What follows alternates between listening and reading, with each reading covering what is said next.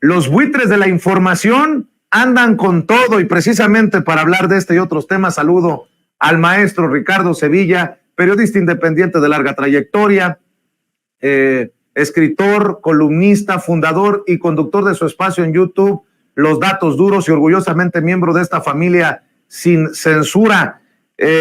Pues hay que estar ahí en el lugar de la noticia, porque en efecto, mi querido Ricardo, hay muchos buitres de la información, muchos vampiros que viven de la sangre, desafortunadamente, Ricardo. Auténticas sabandijas, querido Vicente, público memorioso. Estoy viendo y escuchando con muchísima preocupación estas desinformaciones que están dando ahí estos buitres, insisto, son auténticas aves de rapiña. Una de esas aves de rapiña es desde luego el señor León Krause, Leoncito Krause, como se le decía ahí en la época, en la redacción de Letras. Es un personaje de verdad. Si dicen en la UNAM que nosotros somos de dudosa reputación, híjole, yo no sé en qué concepto tendrán al hijo de Enrique Krause, un personaje que no es periodista para nada, y bueno, pues se está tratando ahí de sacar varias cosas a flote. Yo no sé cómo se llame el yate este de Joaquín López Dóriga, pero es Florestán. Él firma la columna como Florestán, y Florestán yo no sé tampoco, creo que López Dóriga debe ser un ignorante, porque Florestán era un sociólogo, un filósofo eminente y además comunista brasileño. Entonces creo que no entiende ahí Joaquín López Dóriga, quién sabe de dónde pepenó esa frase con la que firmaba sus columnas en Milenio, en López Dóriga Digital. En fin, un personaje absolutamente estulto, y yo no sé hasta dónde va a llegar esa estulticia de estos personajes, la estulticia de los medios de comunicación. No sé hasta dónde va a llegar la miseria de los políticos de derecha, y no lo sé, Vicente, porque siempre que uno piensa que están hundidos hasta el cogote en el fango de la ignominia,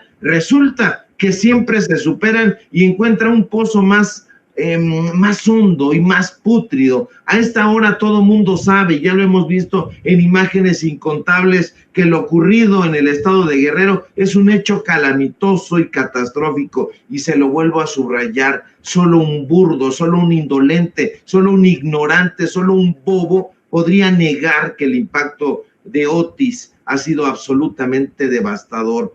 Ya vimos que a su paso Otis provocó cualquier suerte de calamidades, la ruptura de caminos, la caída de árboles, la caída de palmeras que fueron a dar encima de casas, encima de automóviles. Ya vimos que hubo inundaciones, que las sigue habiendo, que ha habido deslaves, que ha habido falta de energía eléctrica. Todo eso es cierto, funestamente cierto. Las imágenes, los videos, las fotografías, los testimonios de la gente son terribles, son dolorosísimos, pero seguir alzando los puños al cielo contra la naturaleza y sobre todo contra el villano preferido de la oposición, que en este caso es el presidente López Obrador, eso no ayudará en nada a la reconstrucción de Guerrero. Yo no entiendo de verdad, Vicente, cómo carajo hay gentuza tratando de lucrar con una desgracia semejante. No se puede hacer leña del árbol caído, es un dicho. Hay que cumplirlo. No se puede ni se debe utilizar la tragedia para sacar raja política, y sin embargo la oposición política, siempre rapaz, siempre miserable, lo está haciendo. Y cuando me refiero a la oposición política, me estoy refiriendo en concreto a 3 partidos, lo que queda de esos partidos: al PRI, al PAN y a su rémora, el PRD. Y esos partidos son controlados por la derecha, son controlados por el empresariado, son controlados y representan los intereses nefastos de Claudio X González y sus aliados. Y tiene aliados también, desde luego, bien pagados, bien chayoteados en los medios de comunicación corporativos. Hoy el presidente López Obrador revela algo muy interesante: que el dichoso Fonden, por el que están llorando en todos lados en la derecha, era manejado por la Secretaría de Gobernación.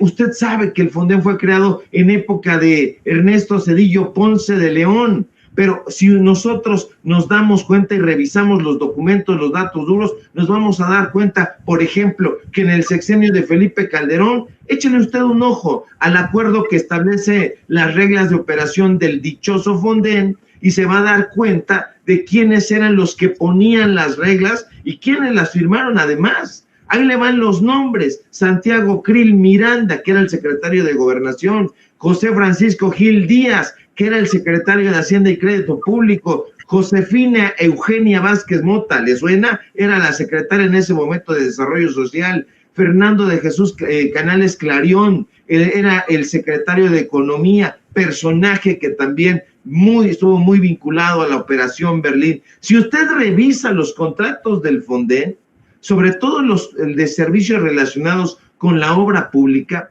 se dará cuenta de que eran un amasijo de corrupción, y Nacional Financiera, que era la administradora del fideicomiso, la famosa Banobras, siempre polémica, por supuesto que se llevaba una tajadota del pastel. ¿Y sabe quiénes fueron los directores de Banobras? Ahí le van unos cuantos para que usted haga memoria, que yo sé que la tiene muy fresca. Jesús Reyes Heroles González Garza, priista. El panista borracho Felipe Calderón también fue director de Banobras. El fantasmón Alfredo del Mazo Maza también fue director de Banobras. Y entonces, ¿quién manejaba? Ellos, pero también la Secretaría de Gobernación, como revela el presidente. ¿Y quiénes fueron durante la época del Fonden los secretarios de Gobernación?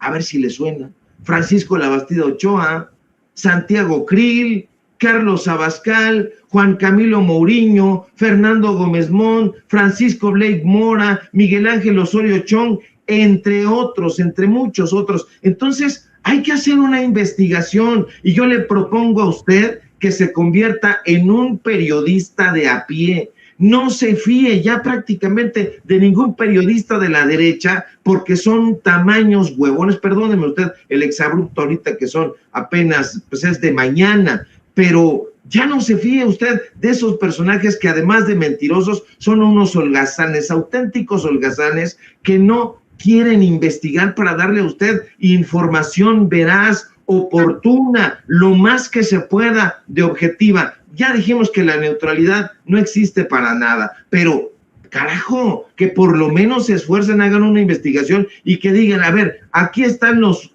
robos del Fonden en esta administración, se extinguió por estas razones. No los hay. En cambio, nosotros sí le podemos dar a usted datos duros de por qué fue que se desapareció ese fideicomiso y se transformó en otra cosa. Existen todavía fondos para enfrentar estos desastres, pero entonces lo que quieren inocularle a la población es esta alerta amarillista, donde dicen: es que el gobierno de López Obrador no puede enfrentar la tragedia. Por supuesto que puede. El gobierno federal, el gobierno local, las mismas personas, y me remonto a Carlos Monsiváis, son las crónicas de la sociedad que se organiza. Pero harás muy bien, mi querido Vicente, en estar por allá y reportando meticulosamente qué es lo que está sucediendo, porque entonces los medios de comunicación chayoteros solamente están pasando lo que mejor les conviene. Que ya hubo un saqueo, entonces el Estado es un polvorín, es incontrolable, todo es rapiña, todo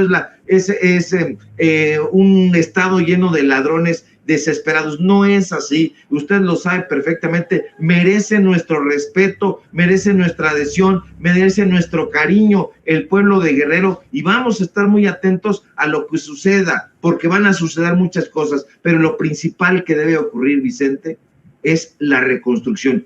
Ya, no que pasen 100 días, 200 días, como ocurría con los dichosos fondos del fideicomiso Fonden. Pues sí, estaremos al pendiente, mi querido Ricardo, porque